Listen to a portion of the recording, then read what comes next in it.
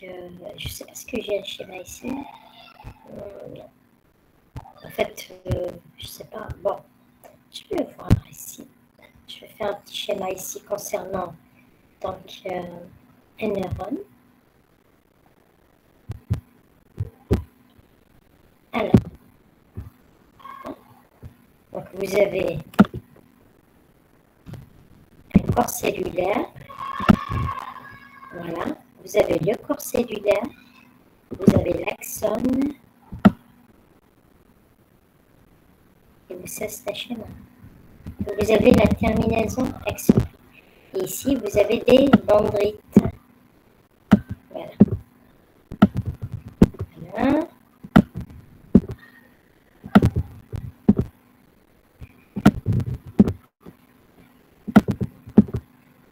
Dendrite. Je vais mettre un noyau à ce corps cellulaire.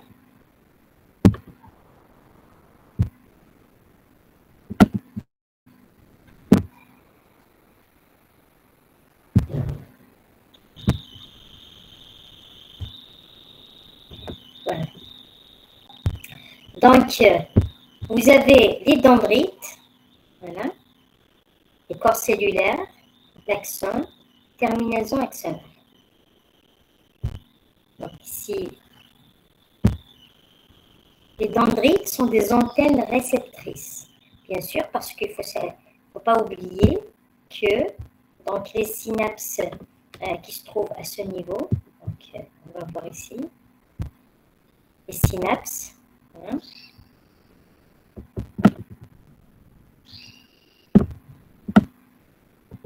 Vous avez ici, ce sont des terminaisons axonales d'autres neurones, donc établissent des synapses au niveau des dendrites et au niveau du corps cellulaire. Donc vous avez c'est-à-dire une seule direction. Donc vous avez cette direction. Vous avez une direction. Je vais mettre une flèche. La direction de potentiel d'action. Voilà. Alors, donc, les dendrites sont des antennes. Elles reçoivent, donc, dendrites, elles reçoivent les terminaisons axonales des autres neurones. Et donc, bien sûr, les dendrites, elles contiennent l'élément postsynaptique. Vous avez donc le corps cellulaire, source d'énergie, parce qu'au niveau du corps cellulaire, vous avez les mitochondries à ce niveau. Et bien sûr, vous savez que la dépolarisation, le potentiel d'action nécessite beaucoup d'énergie, donc il faut des ATP, et que les mitochondries sont situées au niveau du corps cellulaire. Les mitochondries produisent de l'ATP. Vous avez l'axone et les terminaisons axonales, antennes émettrices. Elles émettent, c'est-à-dire c'est elles qui transportent ce potentiel, regardez, vers un autre neurone ou un autre effecteur. Donc, l'autre effecteur, il peut être un neurone, ici, il peut être un muscle, il peut être aussi donc, une cellule endocrine. Voilà. Alors, donc le potentiel de repos, donc vous avez la membrane cellulaire sépare deux milieux. Oui, vous avez le milieu extérieur, extracellulaire, et le milieu intracellulaire. Ces deux milieux diffèrent par la concentration ionique. C'est vrai. Donc, par exemple, les dosages de milieu intérieur et extérieur nous permet de montrer qu'il y a des différences de concentration, par exemple, des sels minéraux, beaucoup de constituants. De part et d'autre de la membrane, il existe des différences de concentration ionique entre le milieu extracellulaire et le milieu intracellulaire. Alors, donc, la concentration du milieu extracellulaire n'est pas la même que la concentration du milieu intérieur. Observation de distribution asymétrique des ions de part et d'autre de la membrane. Donc, qu'est-ce qu'on a remarqué? Par exemple, si on dose le sodium, on a remarqué que le sodium il est plus concentré à l'extérieur qu'à l'intérieur. Et c'est le contraire pour le potassium. Le potassium est plus concentré à l'intérieur qu'à l'extérieur. Pour le chlore, en fait, c'est comme le sodium, il est plus concentré à l'extérieur qu'à l'intérieur. sûr, on a fait le dosage des autres éléments, mais c'est-à-dire nous, dans le cours, ça va nous intéresser surtout donc le sodium et le potassium, plus ou moins le chlore. Alors, la question qui se pose, bien sûr, dans une expérience scientifique, donc comment les gradients de concentration restent constants, c'est-à-dire qu'il y a une asymétrie, le sodium est toujours plus concentré à l'extérieur, le potassium est toujours plus concentré, mais ça reste constant, c'est toujours comme ça, c'est-à-dire la cellule ne change pas ses concentrations asymétriques. Alors, donc la question qu'on pose, comment les gradients de concentration restent-ils constants de cette façon? Donc on pose deux hypothèses. Alors, les ions ne peuvent pas traverser la membrane. Donc la membrane est imperméable. Ça, c'est une hypothèse. Comme ça, les concentrations vont rester stables. La deuxième hypothèse, la membrane est perméable aux ions, mais il existe des mécanismes qui permettent le maintien des différences de concentration. Alors, la deuxième hypothèse, donc là, la membrane, elle laisse passer les ions, mais il y a un mécanisme qui va permettre cette constance des concentrations. Alors, donc, bien sûr, après une hypothèse, on fait une expérience. Donc, les expériences, elles sont très anciennes. Elles ont été réalisées par Hodgkin et Keynes en 1955. Et bien sûr, ils ont utilisé l'accent géant calamar. Alors, l'accent géant, pardon. En fait, le calamar, il possède des accents qui sont énormes. L'épaisseur, c'est 1 mm, c'est-à-dire vous imaginez, on peut voir à l'œil nu l'accent. Et comme là, c'est grand, donc c'est plus facile à travailler. On travaille dessus facilement parce que c'est grand. Alors, donc ils ont utilisé des marqueurs. Donc par exemple, on prend un accent, on le met dans de l'eau physiologique. Et qu'est-ce qu'on fait ici? On va marquer le sodium au niveau de l'eau physiologique. Et peu de temps après, donc le sodium marqué, on le retrouve à l'intérieur. Donc déduction, conclusion, le sodium est entré à l'intérieur de l'axone. On fait la même chose pour le potassium, c'est-à-dire on marque le potassium à l'extérieur, à l'intérieur de l'axone.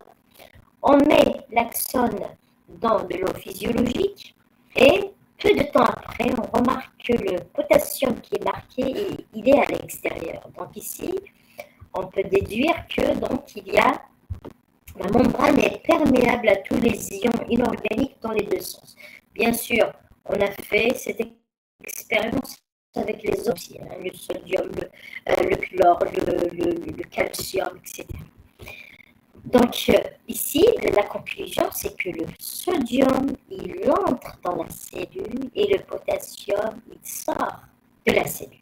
Alors, concentration relative des ions en A+, donc ici, ici, on a mis un petit schéma, ici, regardez. Donc ici, le sodium, la membrane plasmique, extérieur, intérieur, extérieur. Donc ici, sodium, il faut mettre une flèche en bas, comme ça. C'est-à-dire, le sodium, il entre. Le potassium, il sort. Le chlore, il entre, comme le sodium. Après, donc, on constate une entrée des ions Na+, qui suivent leur gradient de concentration. Donc, le sodium, il est plus concentré à l'extérieur. Donc, l'expérience précédente nous a montré qu'il entre. Donc, il entre dans le sens de son gradient de concentration. Donc ça ne consomme pas d'énergie. Donc, cette entrée d'ions concentrée de l'énergie, s'agit-il d'un transport actif? Donc ici, bien sûr, au départ, on ne le savait pas, donc on se posait des questions. Donc on a fait aussi des expériences. Comment répondre à cette question? Donc, qu'est-ce qu'il faut faire? Donc, tout simplement, il faut éliminer la production de l'ATP. Pourquoi? Parce que si c'est un transport actif, ça va consommer de l'ATP. Et si c'est un transport, et si ça ne consomme pas de l'ATP, c'est un transport passif. Alors, pour inhiber la production de l'ATP, on utilise une drogue qu'on appelle le dinétrophénol, DNP. Donc, c'est une substance. Elle bloque la synthèse de l'ATP dans le mitochondrie. Alors, action exacte de dinétrophénol, je ne me souviens pas, mais je pense qu'elle bloque un transporteur d'électrons au niveau de la chaîne de phosphorylation, donc au niveau de la mitochondrie. Alors, peut-être, je ne suis pas. Ça, c'est le cyanure. Ah non, c'est le cyanure. Ça, c'est autre chose. Après, je vais chercher après. Donc, vous pouvez chercher sur ChatGPT, vous mettez dinétrophénol, action, donc mode d'action au niveau de la mitochondrie. Alors, donc, observation avec le DNP, l'entrée des ions Na+ se poursuit. Alors, quand on a mis le DNP dans l'expérience, cette expérience, regardez, celle-ci, par exemple, on a mis le DNP dans la cellule. Alors, qu'est-ce qui s'est passé? Donc, il y a toujours du sodium qui rentre dans la cellule. Donc, l'entrée de Na+ est un processus passif. C'est comme ça qu'on a déduit que c'est un processus passif, donc ça ne consomme pas de l'ATP. Donc, il existe donc dans la membrane une structure qui consomme de l'ATP, mais le problème, c'est que donc on a déduit que le Na+, il entre. Mais le problème, c'est que les gradients de concentration restent toujours stables, c'est-à-dire le sodium, il est toujours plus concentré à l'extérieur. Donc, qu'est-ce que ça veut dire? Ça veut dire qu'il existe un processus qui expulse ce sodium qui est entré. En fait, c'est vrai parce que quand on a fait des expériences avec le dinétrophénol, le sodium ne sortait plus. Et la concentration de sodium reste, elle va devenir importante à l'intérieur de la cellule. Donc là, en vrai, il y a un processus qui consomme de l'ATP, qui fait sortir en permanence le Na+, afin de maintenir constante la différence de concentration. Donc le gradient est maintenu. Et alors, cette sortie de Na+, bien sûr avec d'autres techniques, d'autres recherches, donc on a déduit que cette structure, c'est la pompe Na+, K+. Donc voilà, la pompe elle consomme de l'énergie, de l'ATP. Si on supprime l'ATP de la cellule, cette pompe ne peut plus travailler. Le sodium, il entre dans le sens de son gradient via des canaux ioniques, transport passif, mais il ne peut pas sortir via la pompe Na+, K+. Alors, donc, ici, bien sûr, avec des appareils, donc généralement un oscilloscope, regardez bien. Alors, quand il s'agit, ça ce sont des micro-électrodes, bien sûr, parce qu'on travaille ici sur des cellules, c'est très petit. Donc, quand on met l'électrode à l'intérieur et une à l'extérieur, donc la dépolarisation, donc la DTP, il y a une différence de dépolarisation, donc qui est, donc elle chute, elle était avant de mettre l'électrode, c'est 0. Après, quand on met l'électrode, donc elle va devenir moins de 70 à moins 80 millivolts. Donc voilà, donc ici le schéma, ici il montre la concentration. Vous avez le tableau ici pour la concentration des ions. Hein. Donc bien sûr ici, à l'état de repos, hein, c'est-à-dire c'est pas... Alors ça c'est les concentrations en quelque sorte permanentes des cellules.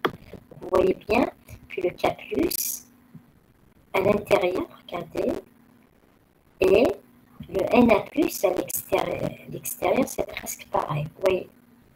Mais bon, il y a un peu plus à l'extérieur.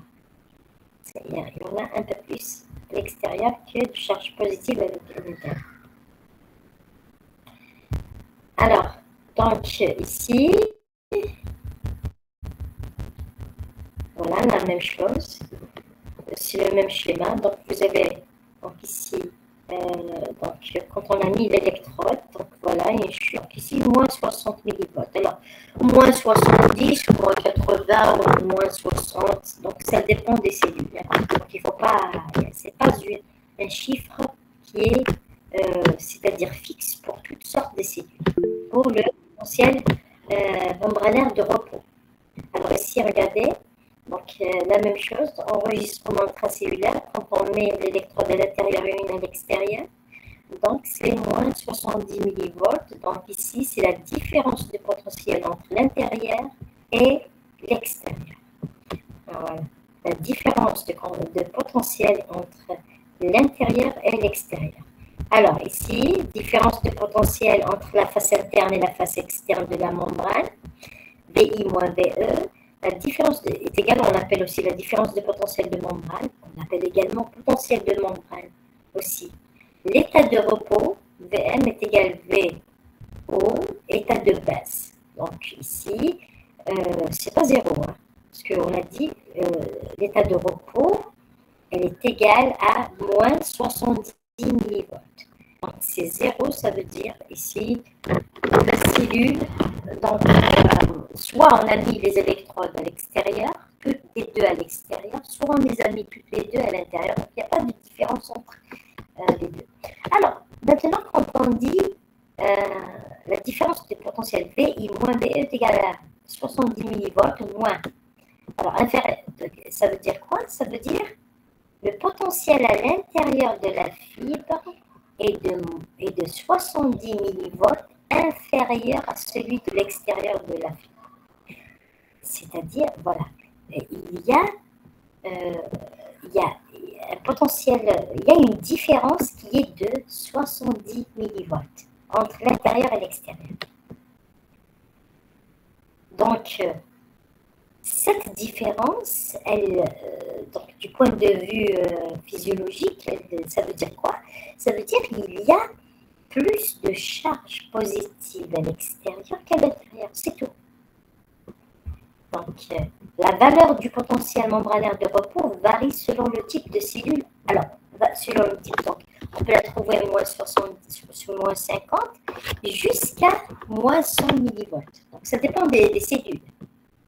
Alors, chez l'homme, le potentiel de repos est d'environ moins 70 millivolts pour les cellules nerveuses et moins 90 millivolts pour les cellules musculaires. Alors, vous voyez bien, il y a des différences entre les cellules nerveuses et les cellules musculaires. Et que cette différence de potentiel, elle est gardée, bien sûr, si on parle, regardez bien, de cellules excitables. Ces cellules excitables, bien sûr, lors de potentiel membranaire d'action, cette valeur, elle va changer, bien sûr. Mais pour les autres cellules qui ne sont pas excitables, par exemple, vous allez prendre les cellules, donc les fibroblastes, les ostéoblastes, toutes ces cellules, elles ont un potentiel membranaire de repos, à peu près. Donc ça varie, hein, ça dépend de...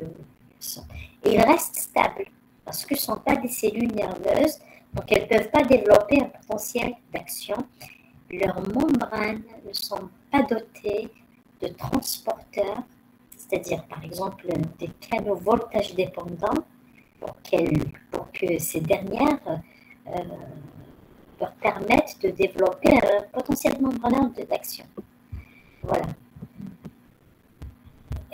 Quelques exemples de potentiel de repos. Alors maintenant, quelques exemples de potentiel de repos. Par exemple, le potentiel de repos, l'axon géant de calmar, moins 70 millivolts, de mammifère, moins 80, la fibre musculaire ici. Fibre musculaire de mammifère, fibre musculaire de grenouille. Vous voyez, donc il y a des différences, ça dépend. Alors, donc maintenant, alors qu'est-ce qu'on a dit? En général, donc le sodium, il entre dans la cellule, le potassium, il sort de la cellule via des canaux ioniques.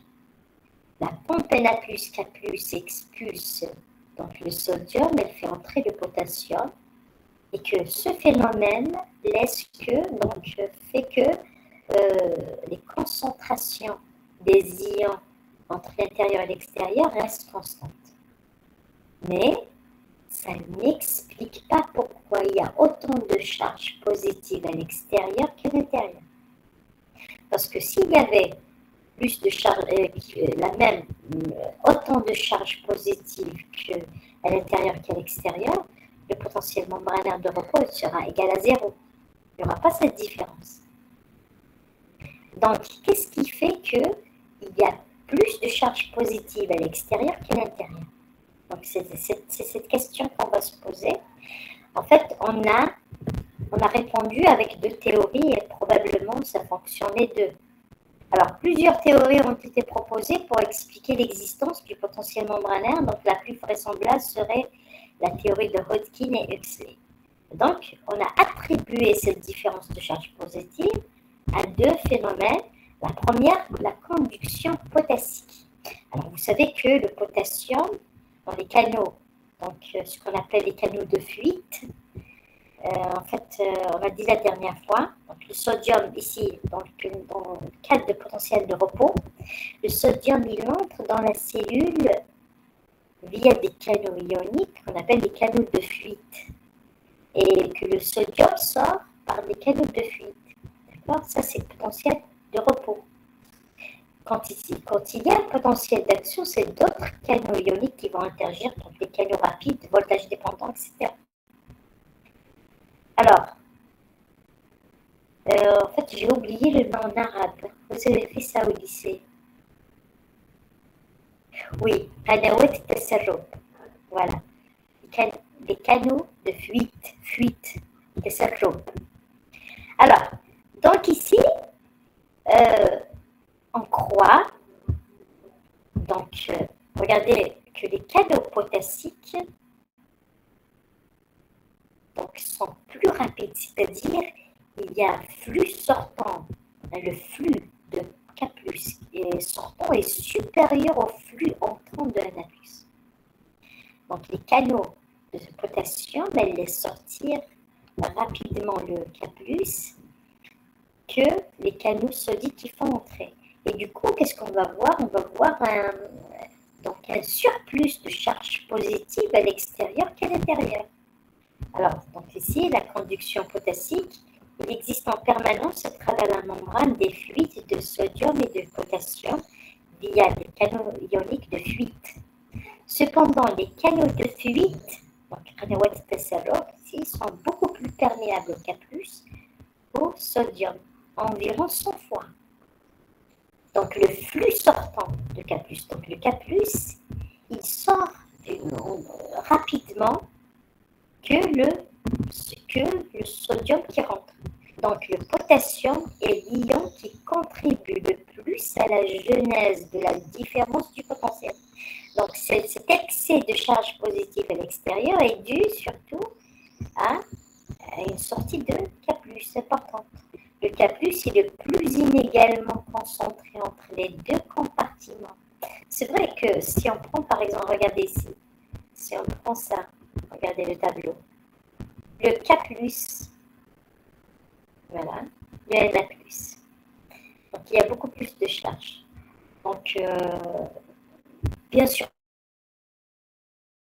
quand on parle de charge positive, on ne parle pas uniquement de charge spéciale de tout, hein. Donc le sodium et le potassium. Alors voilà. Donc, la question, pourquoi le K+ est transporté plus rapidement que le Na+, bien sûr. Alors, d'abord, les ions K+ et Na+ n'ont pas le même diamètre. Il y a aussi la différence des canaux ioniques également. Alors, il est à noter que plus un ion est petit, plus sa mobilité, car c'est sous forme solvatée, c'est-à-dire combinée à des molécules d'eau, que les ions se déplacent. Donc, les ions qui sont très petits, alors tous les ions, ils sont entourés par des molécules d'eau. Donc, les ions plus petits, donc ils attirent apparemment, donc c'est un phénomène physique, plus de molécules d'eau. Alors, plus un ion est petit, plus les molécules d'eau qui l'entourent sont élevées. Par exemple, donc le K+ attirera en moyenne 4 molécules d'eau. le Na+, le sodium, il est plus petit que le K+, donc il va attirera 8 molécules d'eau. Donc il se déplace comme ça, donc c'est des ions qui sont entourés par des molécules d'eau. Donc le Na+, solvaté, c'est-à-dire puisqu'il est entouré par 8, il va devenir finalement plus grand. Donc le diamètre 3,5 angstrom que le K+, solvaté, 2,4 angstrom. Donc ce dernier sera plus vite et plus rapide. Vous voyez, donc bien que le K+, c'est l'ion lui-même, est plus gros que le Na+, mais sous forme solvatée, c'est-à-dire entouré d'eau, le K+ va devenir plus petit. Donc il est transporté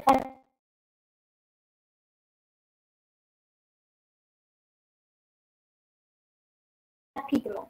Donc ça, c'est la première théorie. Au chlore, il se distribue passivement en fonction du potentiel de repos. Les variations externes du chlore n'induisent pas de potentiel de membrane instable. Donc ici, le chlore, il n'induit pas des variations, surtout là, donc le Na+, et le K+. Alors, ça, c'est la première cause. Pourquoi c'est plus le K+, il sort plus rapidement, plus de. Vous avez également la contribution de la pampénate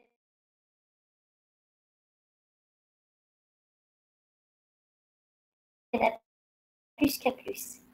Donc, la pampénate plus, elle fait sortir 3 Na+, et elle fait introduire 2 K+.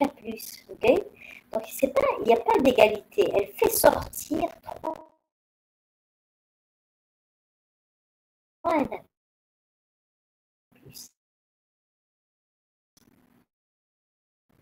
Donc, ça veut dire qu'on charge 3 Na+, elle expulse et elle fait entrer 2 K+. Donc, quand elle fonctionne comme ça, donc il y a toujours cet excès de charge positive à l'extérieur par rapport à l'intérieur. Ce transport actif inégal de charge positive contribue à rendre l'intérieur de la cellule plus électronégatif qu'il ne le serait par la seule diffusion. Qu'est-ce que ça veut dire ici? Ça veut dire que s'il n'y avait pas cette inégalité de transport de la pompe, la DDP ne sera pas autant négative, électronégative. Par exemple, elle pourra être faible. Par exemple, la DDP, c'est pas moins 70 millivolts. Peut-être elle sera faible, moins 10, moins 20 millivolts. Donc, vous voyez, donc il y a la contribution des deux et que la pompe, elle contribue un peu plus sur alors, je m'excuse 2 minutes, je vais répondre, je vais revenir.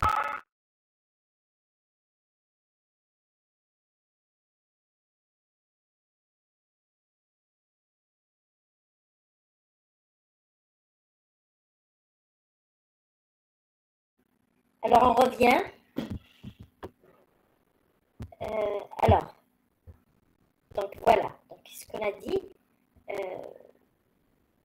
donc la contribution de 2 dans l'excès de charge positive à l'extérieur et que la pompe Na+, K+, en fait, la contribution, enfin, on va dire un peu plus que les canaux potassiques.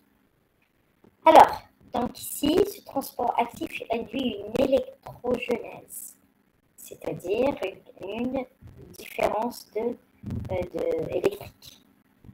Et c'est parce que, vous voyez, 3 Na+, et 2 K+. Donc c'est une pompe électrogène. C'est pas neutrogène.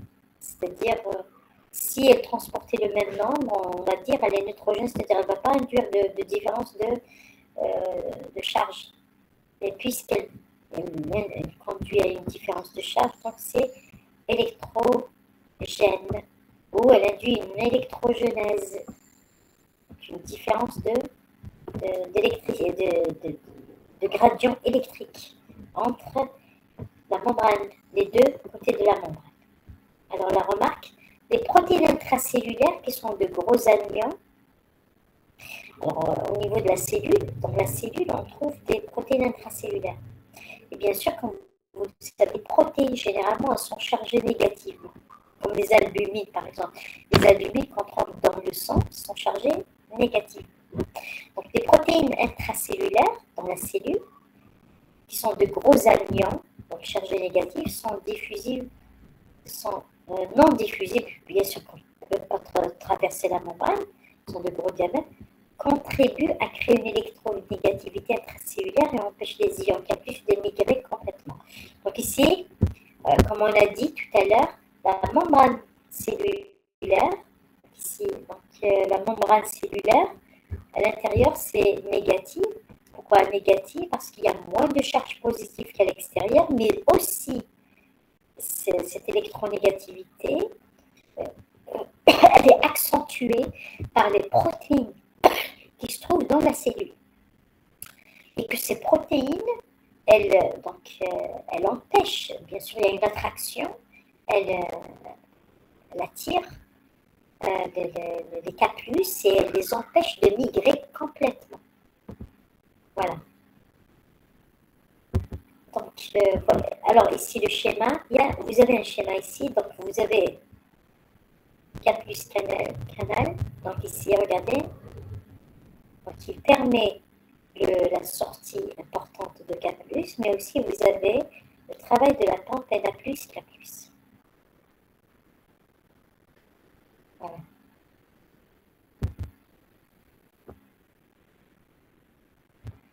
Alors, donc toutes les cellules vivantes présentent un potentiel membranaire de repos. Toutes les cellules vivantes. Alors, si le potentiel membranaire de repos est égal à 0, donc c'est une cellule qui est morte. Alors, bien sûr, morte, ça veut dire que sa pompe ne peut plus fonctionner. Et voilà. Mais les cellules excitables, nerfs et muscles, se distinguent des autres cellules de l'organisme par le fait que leur membrane est capable de maintenir une importante différence de potentiel entre le milieu intérieur et le milieu extérieur. Une importante différence qui est quoi? C'est quoi? C'est le potentiel d'action. Et aussi par leur propriété de modifier la perméabilité ionique de leur membrane en réponse à un stimulus. On parle donc de potentiel d'action. Donc, ce sont les cellules excitables, nerfs et muscles, c'est bien sûr certaines cellules endocrines également. Hein. Potentiel d'action. D'accord? Alors, voilà. Donc, qu'est-ce que c'est le potentiel d'action? Alors, le potentiel d'action, donc les nerfs et les muscles sont des éléments excitables et vont répondre d'une façon particulière à la stimulation du potentiel d'action. Donc, les nerfs et les muscles, non seulement ils développent un potentiel d'action, mais aussi sont excitables, c'est-à-dire on peut les exciter, on peut les stimuler, ils développent un potentiel d'action. Donc, trois états de neurones. Donc, un neurone, par exemple, si on prend un neurone, il peut être dans un état de repos, état de neurone en l'absence de toute stimulation, état d'excitabilité normale, donc sa membrane elle est dans un potentiel de repos, état d'excitation, état tel que peuvent apparaître des potentiels d'action, état d'inhibition, état qui s'oppose à l'apparition de potentiels d'action. Donc, ici, il faut savoir que, bon, certainement, je ne sais pas ce que vous vous rappelez de ce que vous avez fait au lycée, d'accord? En fait, alors, le corps cellulaire, les dendrites reçoivent des centaines et des centaines de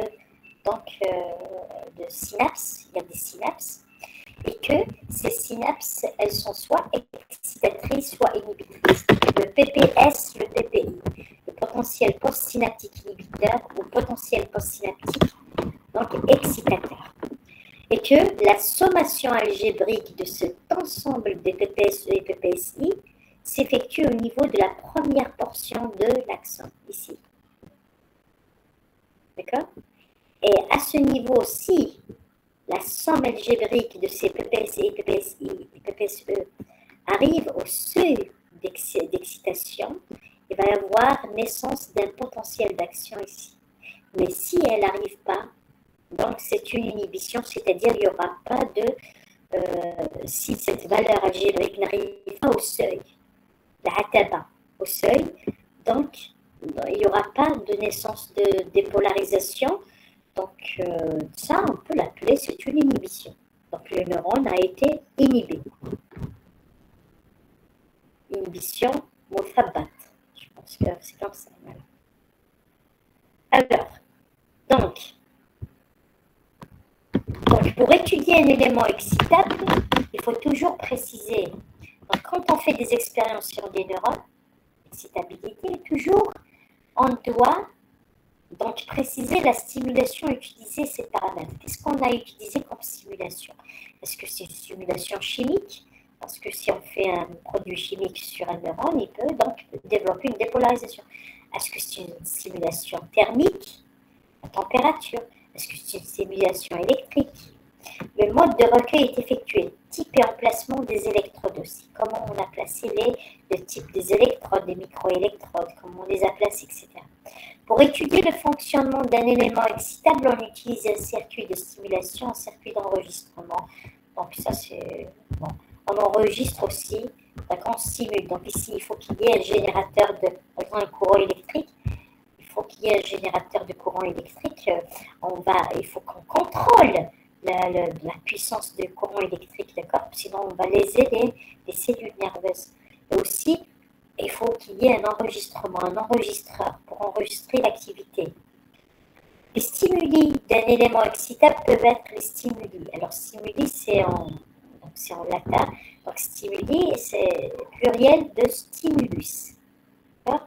Alors, les éléments excitables peuvent être, donc on peut utiliser une stimulation mécanique, mécanique par exemple l'étirement. Un étirement, la pression, c'est mécanique. Thermique, par exemple le froid ou la chaleur, c'est la stimulation. Chimique, on peut utiliser par exemple une substance irritable. Un courant électrique, une stimulation électrique. Le courant électrique est un agent de stimulation idéal. Donc généralement dans des expériences de laboratoire sur des cellules nerveuses, on utilise souvent le courant électrique. Pourquoi? Parce qu'il est facile à produire. Donc, très facile. On peut le contrôler sa puissance, donc l'intensité. Facile à mesurer. Engendre des réponses reproductibles. C'est-à-dire, bien sûr, vous savez, quand on simule une cellule nerveuse avec un courant très faible, bien sûr, ce courant ne doit pas léser la préparation, pour pas qu'il soit d'une intensité importante. Juste après, on va la reproduire, c'est-à-dire on va travailler sur le même tissu, la même membrane, et on va reproduire la même réponse. Contrairement, par exemple, à la température. La chaleur, elle peut détruire la membrane plasmique, même si on utilise les produits chimiques également. Donc, il peut avoir des effets sur la membrane plasmique et de cette façon, on n'est pas sûr d'avoir les mêmes réponses. Et aussi, il n'est pas coûteux, donc c'est pas cher. Alors, les paramètres du courant imposé de stimulation sont donc, la stimulation doit bien sûr avoir des paramètres, l'intensité du courant électrique par exemple, la durée de l'utilisation, sa vitesse d'installation, la fréquence, etc. Donc tout ça, c'est les paramètres de la stimulation. Alors, maintenant, quand on enregistre notre dépolarisation, je vais voir variation, oui, l'enregistrement, donc regardez, vous vous rappelez, quand on enregistre un potentiel d'action, on va voir ce schéma, cette figure.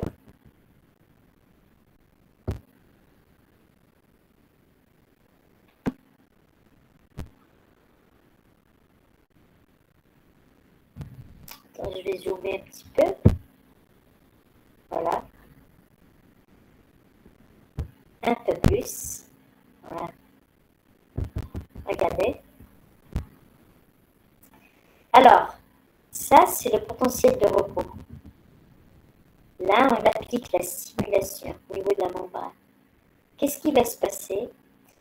regardez, une augmentation de potentiel membranaire. Ici, ça c'est 0. Ça sont des valeurs positives, ça sont des valeurs négatives. Alors, négatif, par exemple, potentiel ici, à peu près, on peut dire, par exemple, moins 70 millivolts. Alors, quand on applique la stimulation, le potentiel membranaire, il va augmenter, regardez, jusqu'à arriver à un seuil. Potentiel seuil, la akaba. Alors, vous allez me dire pourquoi il augmente comme ça. Probablement, donc ici, il y a une entrée de sodium, mais pas d'une façon importante. Une fois arrivé au niveau du potentiel seuil, qu'est-ce qui va se passer ici? Ici, il va y avoir une ouverture brutale des canaux voltage dépendants sodiques. Rapides, ce sont des canaux voltage dépendants, c'est-à-dire c'est ce seuil qui les a forcés à s'ouvrir. Donc ils vont s'ouvrir et ces canaux, on les appelle voltage, ça veut dire qu'ils s'ouvrent suite à un changement de polarisation. Et également rapide parce qu'ils vont faire entrer une grande quantité de sodium à l'intérieur d'acide. Alors cette entrée brutale de sodium va faire monter le potentiel membranaire, le potentiel d'action rapidement jusqu'à des valeurs, donc regardez bien, des valeurs positives à peu près de plus 20, plus 30 millivolts. Voilà. Rapidement, ce potentiel d'action va descendre. Donc ici, on appelle la dépolarisation, puis celle-ci repolarisation. Alors, il faut savoir une chose, les canaux sodiques qui sont ouverts ici, ils laissent passer d'un seul coup le sodium, il se ferme rapidement. Donc il se ferme ici, hein, avant d'arriver à la pointe. Il se ferme. Puis après, donc avant d'arriver à la pointe, déjà, les canaux potassiques vont s'ouvrir petit à petit, les canaux potassiques. En fait, parce qu'il y a une différence entre l'ouverture des canaux sodiques et l'ouverture des canaux potassiques. Les canaux sodiques s'ouvrent d'un seul coup rapidement et se ferment rapidement. Les canaux sodiques et les canaux potassiques s'ouvrent graduellement et durent dans le temps. Donc c'est pourquoi on va avoir, regardez, on va avoir une chute, une repolarisation, mais également une hyperpolarisation. Ici, c'est une sortie massive de potassium suite à parce que ça a duré. Le potassium il sort. Donc, on va avoir des valeurs négatives, plus négatives que le potentiel de repos. Donc, ici, par exemple, si on a moins 70 millivolts, on va avoir ici à peu près moins 90 ou moins 100 millivolts. Ici, des valeurs négatives. Donc, ici, c'est dû à une ouverture des canaux potassiques, c'est-à-dire leur ouverture a duré par rapport aux canaux sodiques.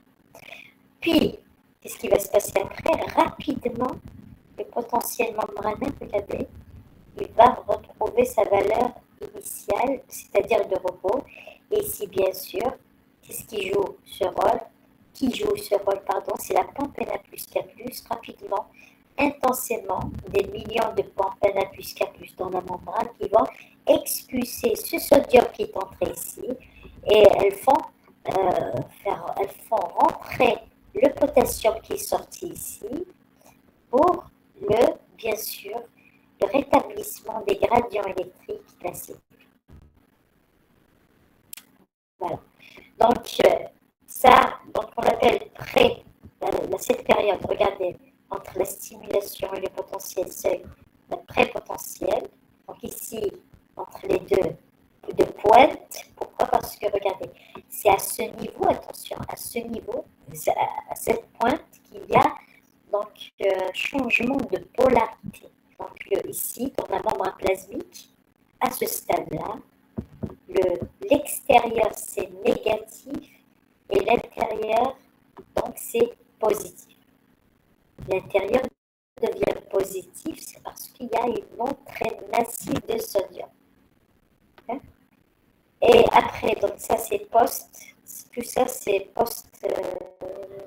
post-dépolarisation, ici, post-hyperpolarisation. Donc nous, en fait, c'est pas méchant parce que en fait, on n'est pas obligé de prendre ça, on peut prendre potentiel seuil, dépolarisation, repolarisation, hyperpolarisation.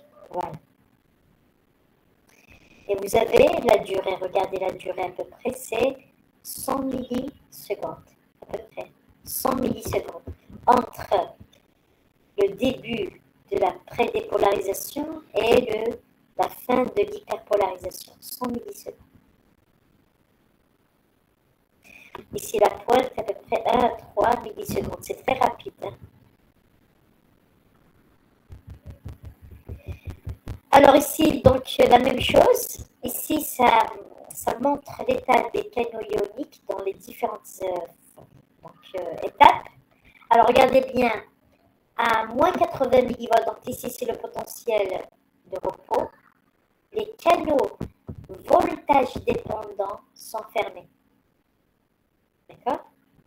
Alors ici, donc, quand il y a stimulation, donc potentiel seuil, les canaux voltage dépendants vont s'ouvrir subitement, regardez, et faire entrer le sodium de façon importante dans la cellule. Puis, ils se ferment rapidement, ils sont dans un état inactif.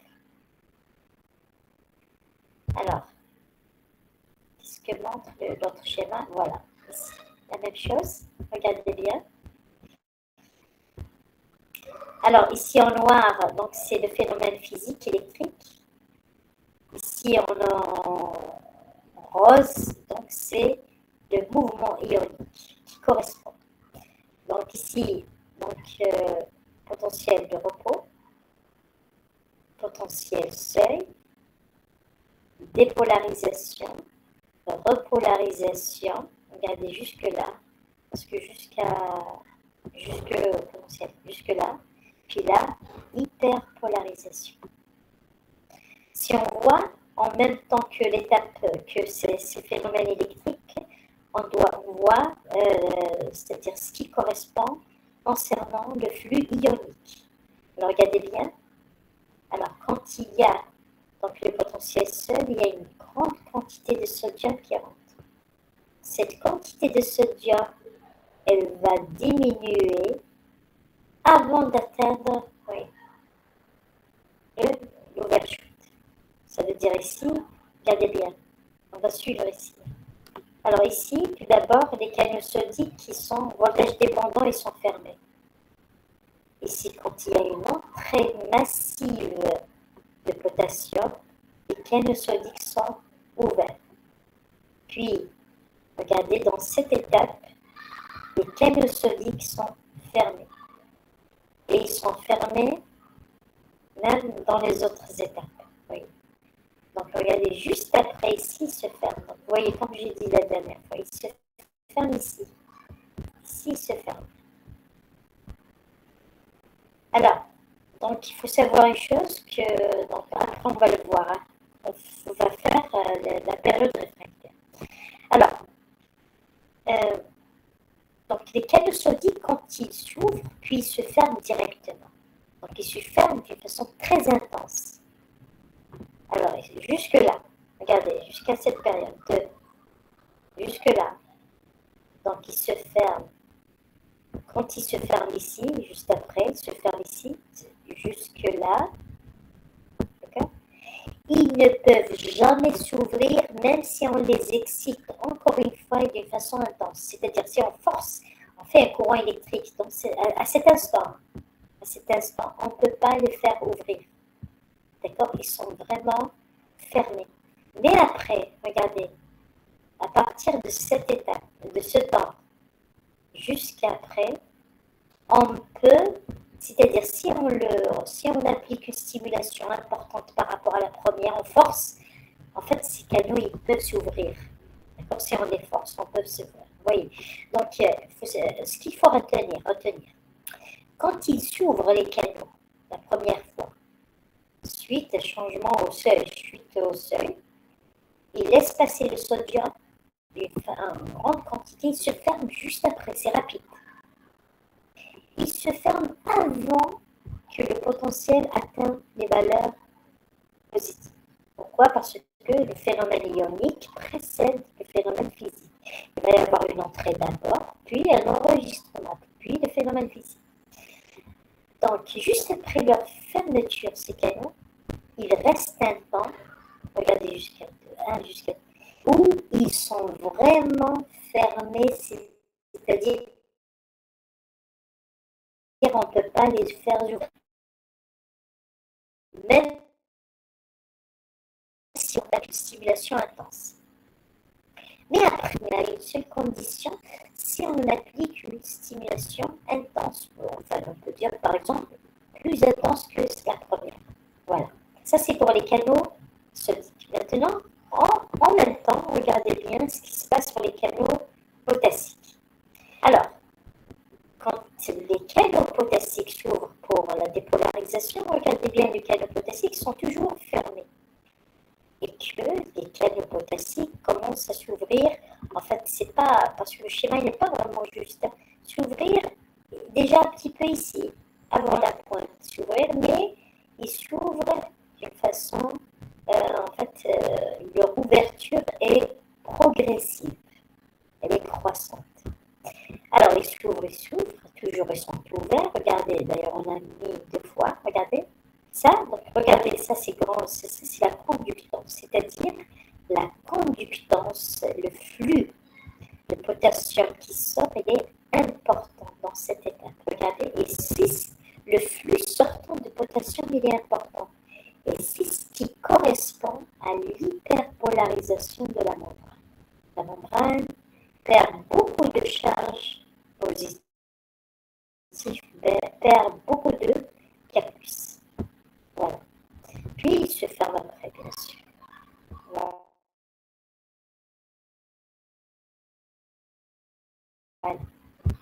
Donc, chez 80, stimulation, seuil d'excitabilité ici. Donc, dépolarisation, repolarisation, hyperpolarisation. Alors, le sodium, regardez, ça c'est un schéma qui est très juste. Ça c'est le meilleur. Regardez le sodium. La conductance du sodium, la pointe c'est ici. Ça veut dire quoi? Ça veut dire à ce temps, à partir de ce temps, et en continu, c'est bon.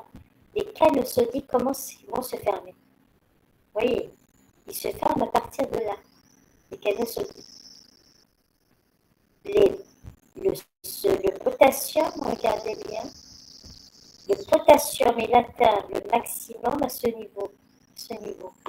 C'est-à-dire, il sort le potassium au maximum à ce niveau, et c'est ce qui va engendrer cette hyperpolarisation, parce que c'est un phénomène électrique qui va venir après. Voilà, hyperpolarisation. Par contre, ça, c'est un petit peu, c'est 1 milliseconde, ça c'est faux. Hein. Peut-être que c'est entre les deux ici. Parce qu'ici, on a dit, c'est la totalité. La totalité, regardez, ça dépend. Regardez ici. Ça, c'est entre les deux. Ça, c'est à peu près entre les deux, 1 milliseconde ou 2. Alors, ce schéma, il a montré quoi? 1 à 3 millisecondes. Oui, 1 à 3 millisecondes. La totalité, ça peut aller jusqu'à 100 millisecondes. Ça peut aller. En fait, c'est différent d'une heure. Parce que, alors là, je pense que c'est la cellule musculaire squelettique, par exemple. La cellule musculaire squelettique. 100 millisecondes. Ici, je pense que, en fait, c'est les cellules nerveuses ici. Donc, il y a une différence. La durée totale. Et que là, c'est un petit peu. Là, je pense pas. Hein. En fait, ça, 1 milli, c'est par rapport à les deux ici. La dépolarisation ou polarisation, c'est-à-dire là.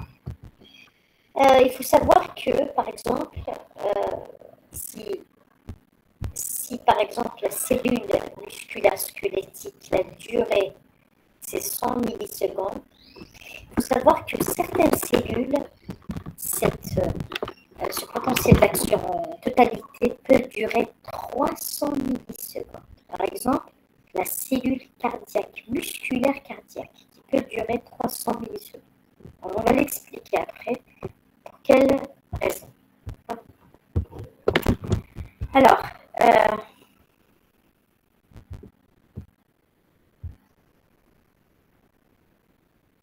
période réfractaire.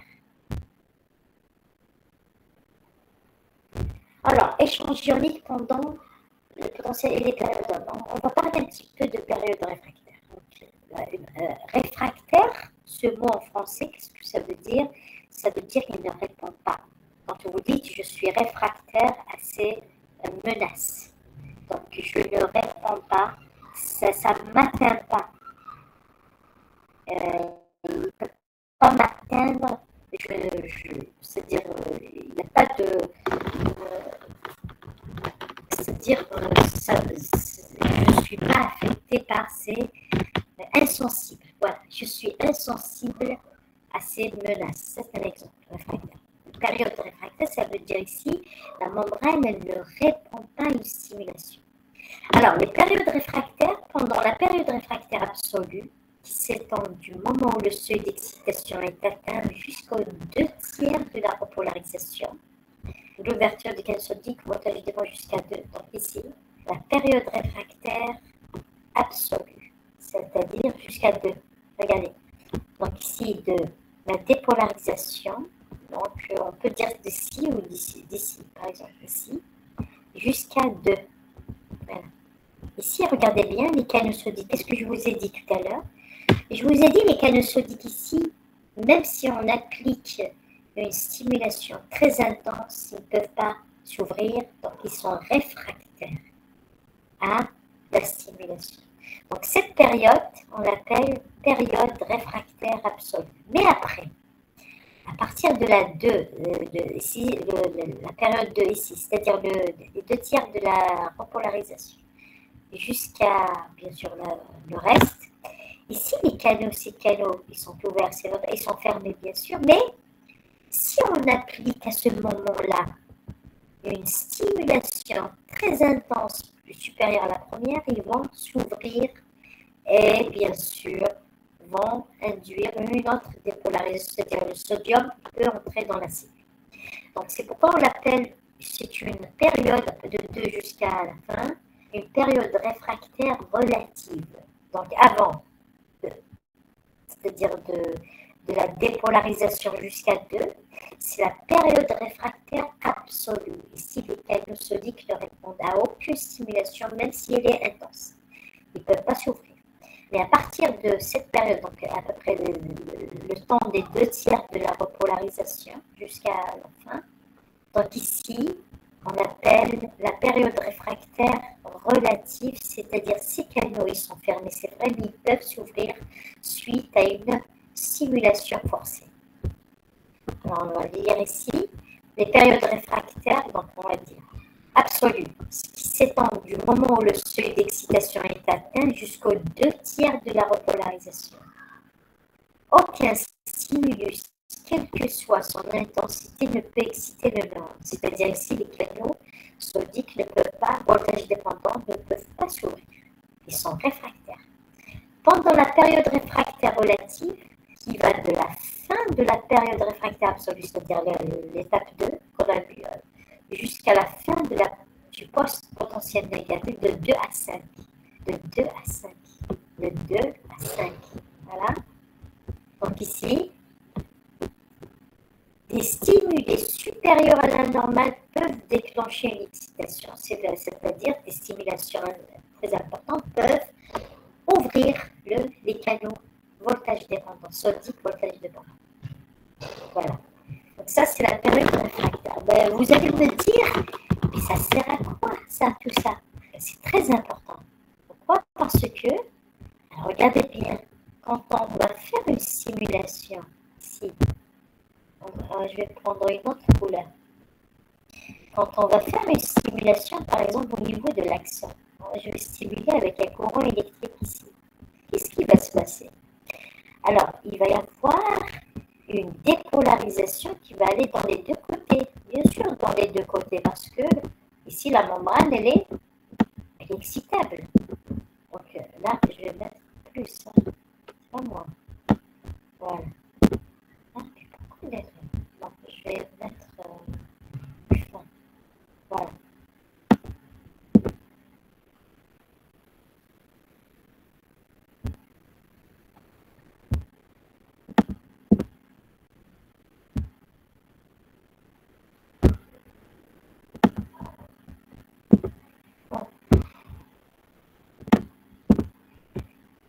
Je sais pas qu'est-ce qui s'est passé. Bon, c'est pas grave. Voilà. Donc ici, il va y avoir des dépolarisations qui vont aller vers les deux côtés. En fait, si on stimule l'axone, il va aller dans tous les côtés. Mais la dépolarisation ne revient pas vers l'arrière.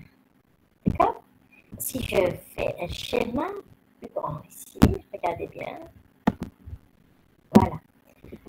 On stimule ici. La dépolarisation va aller dans les deux côtés. Regardez, elle va sauter point par point. Regardez. Puis, bien sûr, après celle-ci, elle va retrouver son potentiel membranaire de repos. Et ainsi de suite. C'est-à-dire la dépolarisation va aller à plus, après plus, derrière c'est moins, après plus, derrière c'est moins, ainsi de suite. Elle ne peut pas revenir vers l'arrière, la dépolarisation. Parce que elle est en état réfractaire. Réfractaire absolu et aussi, puisqu'il y a la même intensité, relative. Donc ça va permettre, la période réfractaire, les deux périodes, vont permettre à la dépolarisation d'avancer et de ne pas tourner autour, rester dans le même coin. J'espère que c'est clair. Voilà. C'est pourquoi un neurone, quand il est excité, c'est-à-dire il y a une stimulation, regardez, la dépolarisation, elle avance, elle va toucher tous les, en quelque sorte, les terrains vierges, c'est-à-dire les surfaces membranaires qui n'ont pas été excitées, stimulées. Et donc, il ne peut pas revenir vers l'arrière parce que les parties qu'il a excitées, elles sont en période réfractaire. Ça va lui permettre d'avancer petit à petit jusqu'à, bien sûr, jusqu'à arriver au bouton synaptique. Voilà. Donc ici, bien sûr, regardez bien, si on stimule l'axone au milieu, la dépolarisation va aller vers la terminaison et elle va aller aussi vers le corps cellulaire, hein, parce que ici, c'est une membrane excitable. Cependant, ici, regardez, ça, celle-ci qui va aller vers le bouton synaptique, elle va provoquer quoi? Vous vous rappelez? Donc, l'ouverture des canaux calciques ici, une entrée de calcium et exocytose des neuromédiateurs au niveau de la synapse.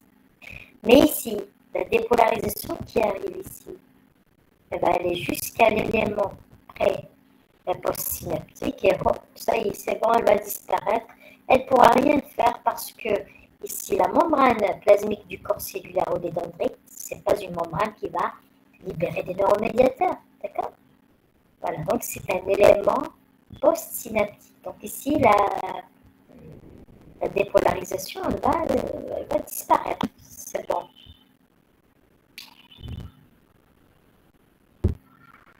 Voilà. Donc, ici, des remarques. L'aspect du potentiel d'action n'est ni spécifique de la nature de la stimulation, ni de la nature de la fibre nerveuse. Ici, l'aspect du potentiel.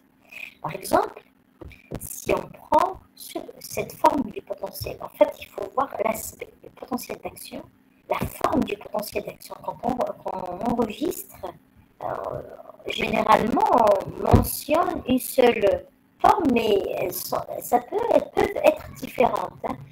Par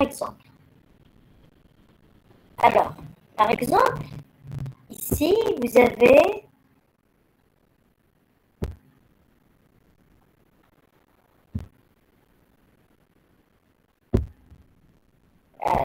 Alors, la membrane plasmique,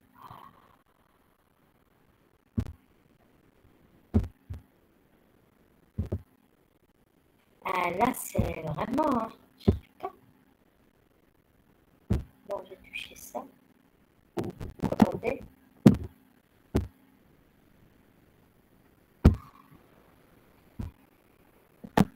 Voilà.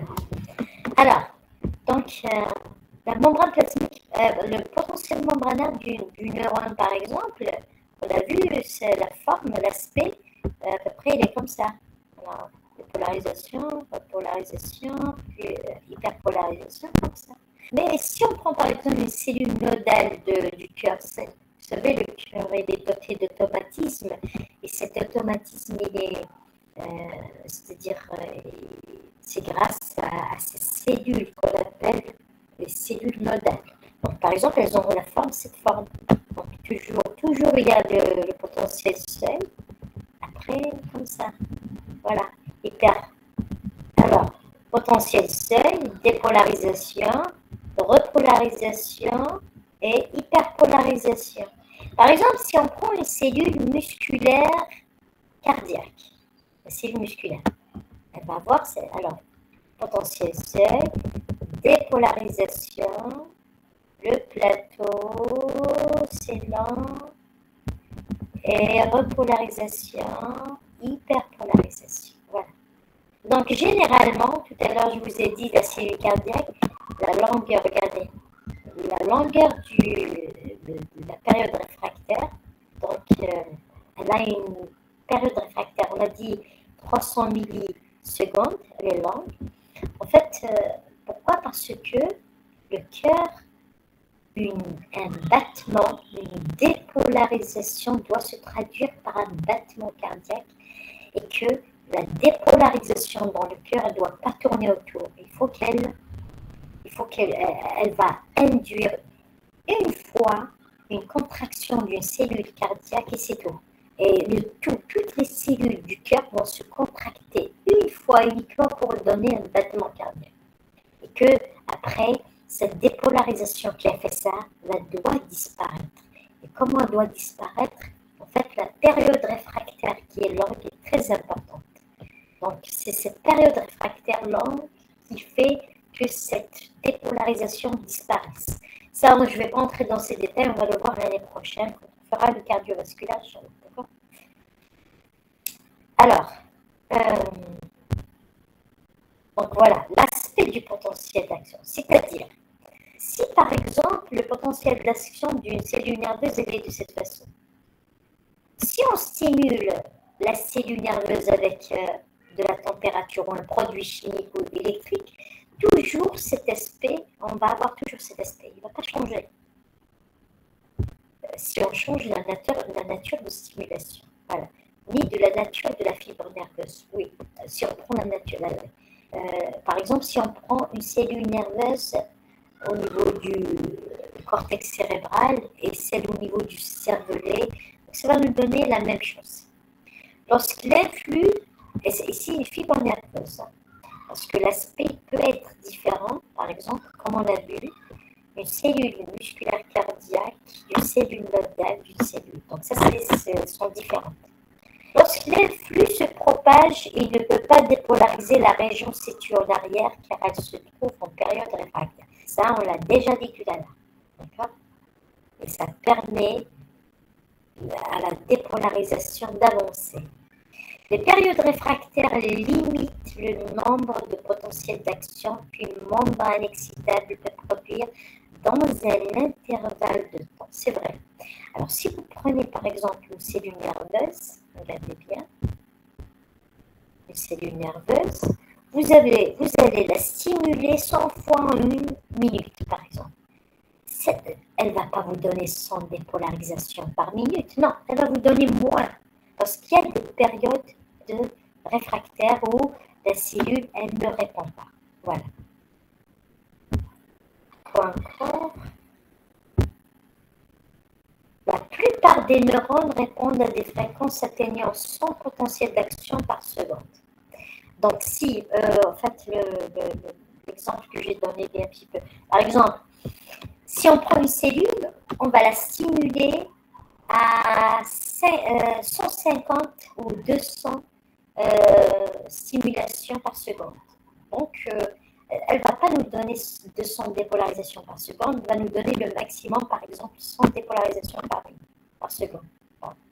Pourquoi? Parce qu'il y a des périodes réfractaires qui ont limité. Dans ces périodes réfractaires, les canaux sodiques sont fermés, ne répondent pas, donc il n'y a pas de potentiel d'action. La propagation, attendez, je vais voir combien il nous reste.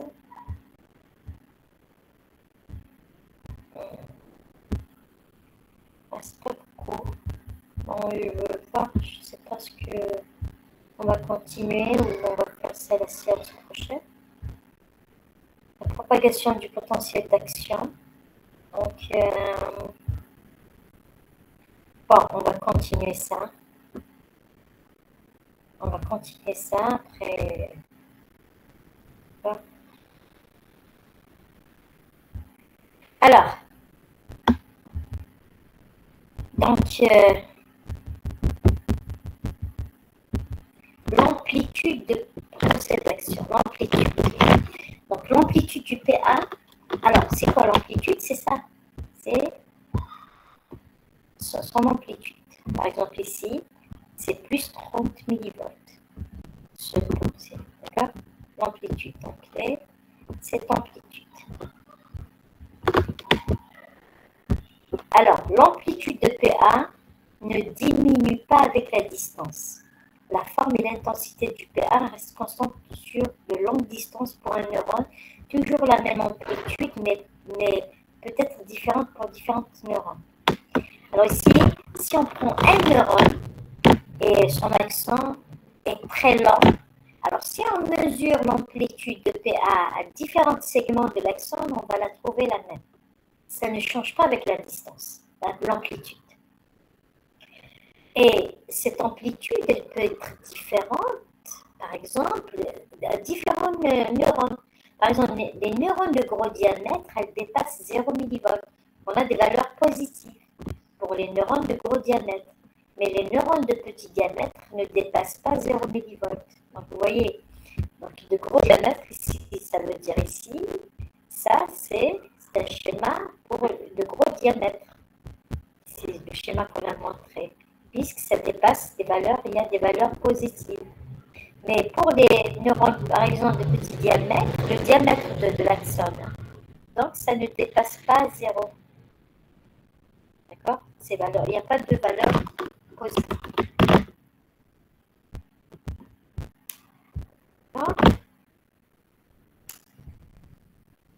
Puisque l'amplitude du PA est constante pour un neurone donné, son intensité n'intervient pas dans l'interprétation du signal transmis par le système nerveux.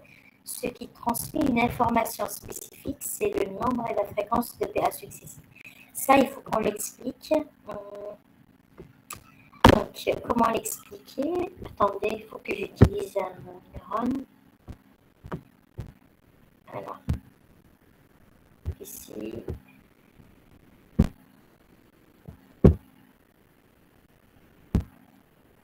Voilà. Alors, comment on explique ça? Alors, il faut qu'on prenne un exemple.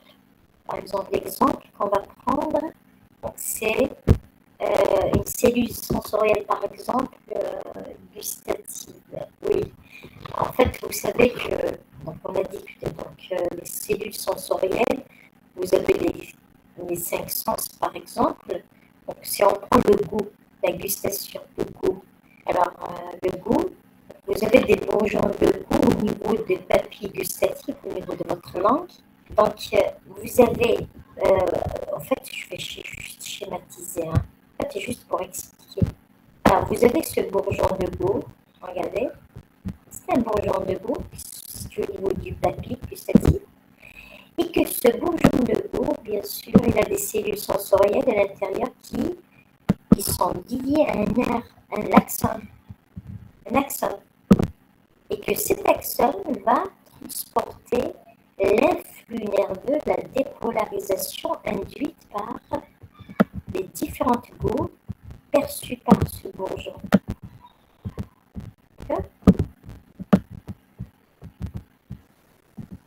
Comme ça, vous allez sentir. Donc, vous avez les 4 goûts principaux. Donc, vous avez l'amer, le sucré, l'acide, le salé. D'accord? Au niveau du goût. Donc, quand vous allez prendre un bonbon, alors, le bonbon, il va être solubilisé dans votre cavité buccale. Donc, le sucre, il va être en contact avec le saccharose, par exemple. Il va être en contact avec ce bourgeon de goût qui se trouve au niveau de vos papilles gustatives, au niveau de la langue. Et là, vous allez, donc cette action va développer une dépolarisation, un potentiel d'action.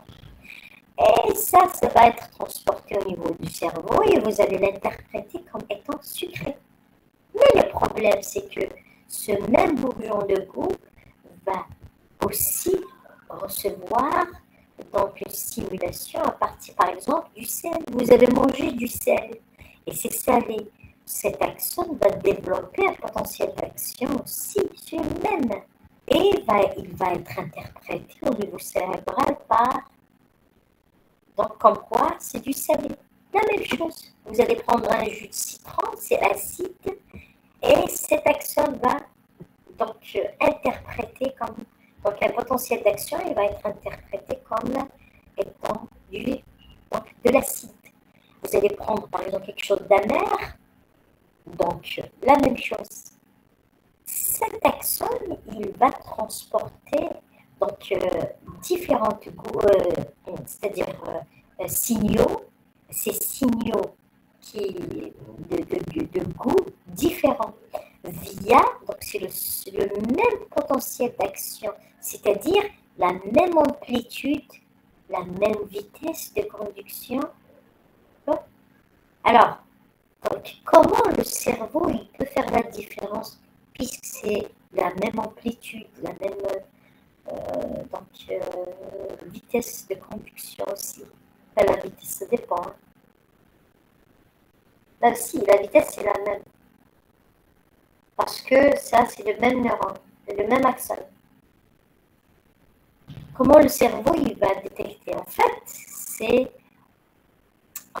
donc, chaque stimulation, elle va provoquer un nombre de dépolarisation particulier. Par exemple, le sucre, il va provoquer en unité de temps, il va provoquer par exemple 100 dépolarisations par seconde. Et le sucré, peut-être, il va 80 dépolarisations par seconde. La mer, c'est peut-être 60 dépolarisations par seconde. Vous voyez, donc c'est le nombre de dépolarisation développée par chaque stimulation qui fait qu'il y a cette interprétation différente des différentes stimulations. Donc, alors, on va le lire, vous allez voir pourquoi c'est plus clair maintenant. Regardez. Puisque l'amplitude du PA est constante, son intensité n'intervient pas, donc on parle de cette amplitude, n'intervient pas dans l'interprétation du signal. En fait, le sucré ne va pas me donner une amplitude différente du salé, non, c'est la même amplitude, transmise par le système nerveux. Ce qui transmet l'information spécifique, c'est le nombre et la fréquence des PA successifs. Voilà. La sévérité, donc c'est la vitesse de conduction.